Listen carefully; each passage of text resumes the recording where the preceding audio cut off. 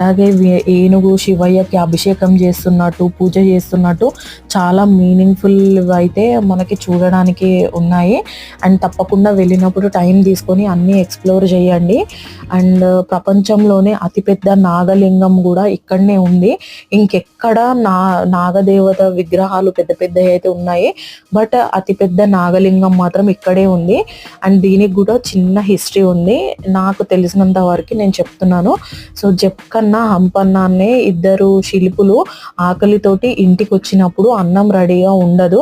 అప్పుడు వాళ్ళ మదర్ నేను అన్నం వండి తీసుకొస్తాను నాయనా అని లోపలికి వెళ్ళి అన్నం వండి తెచ్చే వరకే ఇంత పెద్ద నాగదేవత విగ్రహంని రెడీ చేసేసి పెడతారనమాట. అప్పుడు వాళ్ళ మదర్ అది చూసి చాలా హ్యాపీగా ఫీల్ అయ్యి ఎంతో బాగుంది అని అనడం వల్ల ఆ నాగదేవత విగ్రహానికి దిష్టి తాకుతుందనమాట. అక్కడక్కడ